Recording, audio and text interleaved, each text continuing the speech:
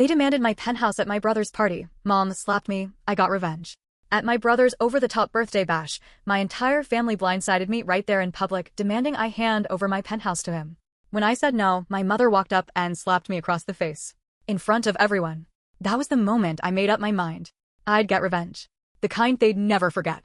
But before I dive into all that, let me say this, I've noticed the channel's been slowing down a bit lately. If you're here and you like these stories, hitting that subscribe button is the easiest way to show support.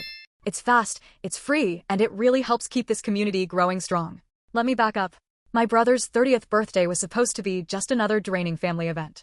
One of those nights where I fake smile my way through conversations, choke down resentment, and silently count the seconds until I could politely duck out. But that night didn't just wear me down. It broke something inside me. It snapped whatever belief I still had in things like loyalty, family, respect, even love. And it all ended with my mom slapping me across the face in a room full of 30 people. All of them watching. All of them agreeing out loud that I should just hand over my penthouse to my unemployed brother like it was nothing. I walked out of there humiliated, cast as the selfish, ungrateful villain. But oddly enough, I didn't feel crushed. I felt something I hadn't in a long time. Free. So, let's rewind a bit. I'm 31, single by choice, stubbornly independent, and successful in a way that's always seemed to rub my family the wrong way. I was the first one to make it to college. And I didn't stop there. I went on to earn my MBA, launched a tech startup in my late 20s, and just 2 years ago, sold it for a multi-seven-figure payout. No inheritance, no shortcuts. I built it myself, from the ground up. With that money, I bought my dream place. A luxury penthouse complete with floor-to-ceiling windows, a rooftop garden, and even a private elevator. It wasn't just a home, it was a symbol. Proof that I'd made it on my own terms. My parents never really got me. They put up with my drive and ambition, but only because I was covering their bills. The second I started saying no, suddenly I was arrogant. Selfish. My older brother Ethan? He was the opposite. The favorite. The golden child. He's 4 years older than me, but somehow still treated like the baby of the family. He bounced from one failed venture to another, a smoothie truck, some crypto YouTube channel, even a motivational podcast. Never kept a job longer than 6 months. Every time one of his projects fell apart, my parents were there to clean up the mess until I stepped in. I paid for his second round of rehab. They thanked me, sure. But after that, it was like they expected me to bankroll his whole life. So when I got the invite to Ethan's birthday dinner, hosted by my parents at some upscale steakhouse downtown, I could already feel the setup coming. They'd never thrown anything like that for me. I RSVP'd out of guilt, but deep down, I was already on guard. The night of the party, I showed up in a sleek black dress and brought a rare bottle of whiskey I'd picked up from Kyoto, a $500 bottle, no less. I figured Ethan would fake appreciation, the way he always did. As soon as I walked in, conversations halted. My mother flashed me the strained, fake smile that didn't touch her eyes. My uncle leaned in and muttered something to his wife, both of them looking at me like I was the storm cloud rolling in.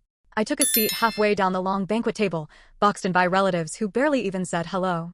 Ethan sat at the head of the table, surrounded by bootlickers, distant cousins, and his newest girlfriend, who honestly looked like she was auditioning for a spot on a Bravo show. Something about the whole setup felt staged, like I'd walked into a trap without realizing it. Dinner kicked off, and the toasts came next. My cousin went on about Ethan's resilience. My dad stood up and called him a visionary. Then my mom got all teary-eyed, thanking everyone for believing in Ethan and calling him the real heart of the family. I didn't say a word, just sipped my wine, waiting for the ambush I knew was coming. And it came. Right as dessert was served, this over-the-top lava cake sprinkled with gold flakes, my dad stood up again, gently tapping his spoon against his glass like he was about to make a toast. We're not just here to celebrate Ethan's birthday, my dad began, raising his glass and locking eyes on me. We're here to support a fresh start for him. He's focused now. Driven. He's got a vision. Then he smiled, that proud, dramatic pause hanging in the air like a trap being sprung. But even great men need a launch pad. And sweetheart, that's where you come in. The room went ice cold. Every head slowly turned in my direction. He kept going. We all think it's the perfect moment for you to pass on your penthouse. For a second, I actually laughed, this dry little chuckle bubbling up before I could stop it. Because it had to be a joke, right? It wasn't. My mother jumped in immediately, her voice clipped and unervingly polished, like she'd rehearsed it in the mirror. You live there all alone. That space could finally help Ethan. He needs an office. A creative environment. We all feel this is the best way you can support him. The way family should. My stomach dropped. My skin prickled. Ethan, of course, just sat there smirking, not surprised, not even pretending to be humble, just sitting back like a king waiting for his tribute. No, I said. Calm. Direct. Immediate. I'm not giving my penthouse to Ethan. A heavy silence fell over the room. Tense. Suffocating. My dad's face tightened. "Don't be petty," he muttered. Then my uncle chimed in with a scoff. "What do you need all that space for anyway?" A couple of cousins piped up, saying it wouldn't be permanent, just a year or two to help Ethan get on his feet. That's when I stood up. I'd had enough. I raised my voice. My eyes burned. I'm not handing over my home just because Ethan refuses to grow up. I earned that penthouse. I didn't coast into it. I didn't gamble and fail my way up. I built it. 16-hour days. Missed holidays. Sleepless nights. I worked for that place. Where were all of you then? And that's when it all erupted. My mother stood abruptly, marched straight over to me, and before I could even react, smacked me. Hard. Right across the face. A collective gasp rippled through the room. A few people actually stood up. A server froze, unsure if this was the moment to call security. "You selfish little brat," she hissed. "After everything we've done for you, you can't make one damn sacrifice?" My cheek was burning. My ears were ringing. But my mind? Ice cold. Crystal clear. I turned to Ethan. He just shrugged, completely unfazed, like this whole thing was nothing more than a minor inconvenience to his evening. "That's fine," I said quietly. Calm. Controlled. "But don't ever call me again. Any of you." Then I walked out of that restaurant, heels clicking against the marble, head held high, cheeks still stinging. No one followed me. No one called out. No apology. No second thoughts. To them, I was the villain. The ungrateful traitor. But to me, that was the moment they finally showed who they really were. That night, I didn't cry. I didn't call anyone. I didn't even ice my face. I just went home, poured myself a stiff drink, and opened my laptop. First, I emailed my lawyer. Then, I called a private investigator. They tried to publicly humiliate me into submission. They wanted to strip me of what I earned to prop up their golden child. But now? Now they were about to see what happens when you back someone into a corner and leave them with nothing but fire. By morning, the red mark on my cheek had mostly faded. But the heat in my chest? That was still raging. They didn't just embarrass me. They declared war. And I wasn't going to let them get away with it. I didn't grow up learning how to fight out in the open. My parents preferred backroom whispers, guilt-tripping disguised as tradition, emotional manipulation dressed up like family duty. But they'd crossed a line. They'd gone public and slapped me, both metaphorically and literally, in front of our entire extended family. So now, I wasn't going to stay quiet either. The first call I made was to my attorney. Not just to protect myself, I wanted leverage. Power. Receipts. I had him pull every deed, joint account, shared asset, trust, anything I had ever put my name or money into. I wasn't just keeping my penthouse.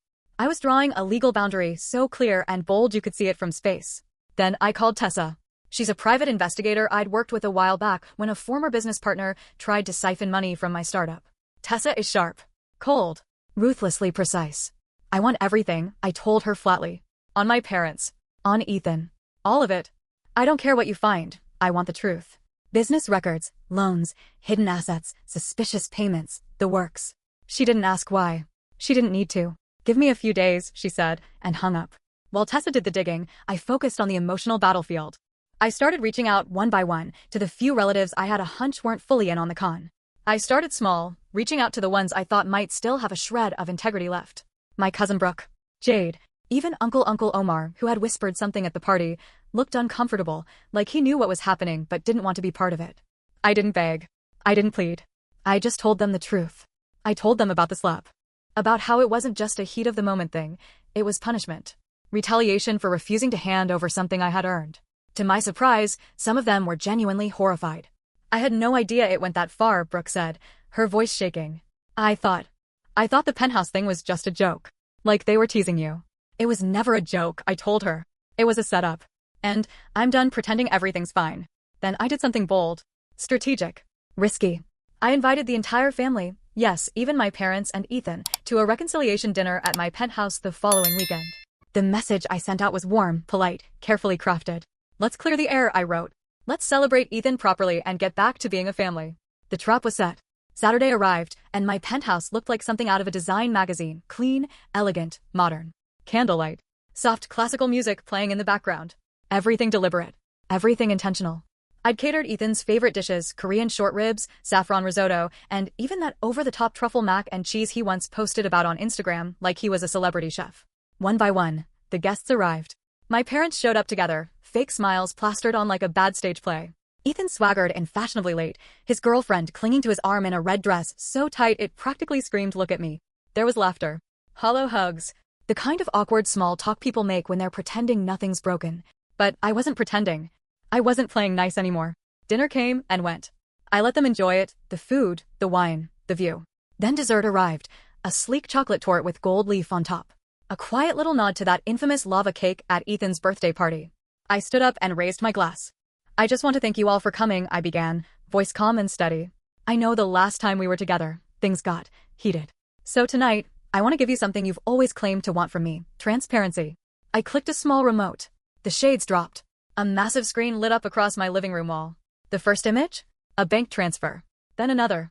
Then a string of emails, fake LLCs tied to Ethan's name, funds funneled from my parents' accounts into shell ventures, screenshots of texts where Ethan bragged to his friends about how easy it was to manipulate them.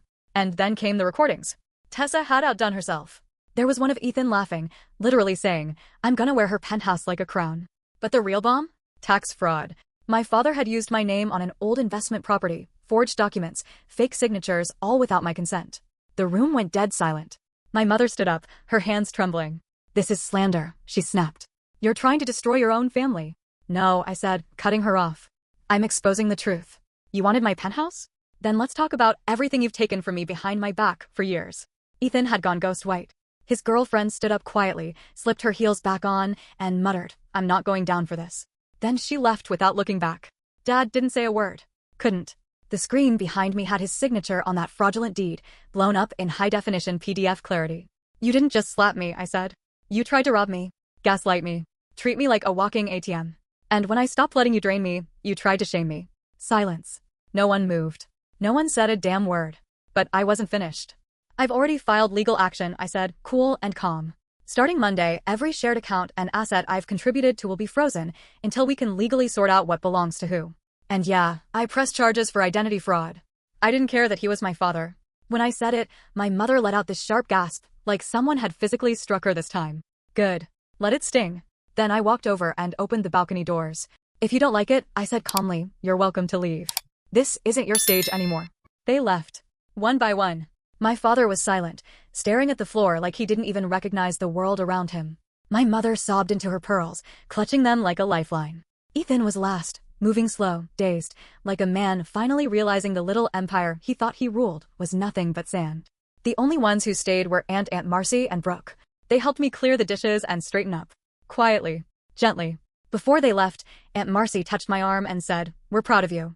Brooke nodded, eyes glossy. About time someone told the truth. When the door clicked shut behind them, I went to the bar and poured myself a drink from that same bottle of rare whiskey I brought to Ethan's birthday. Only this time, I drank it alone. On my balcony. Watching the city lights shimmer beneath me like silent applause. The penthouse? I didn't just keep it. I defended it. I made it untouchable.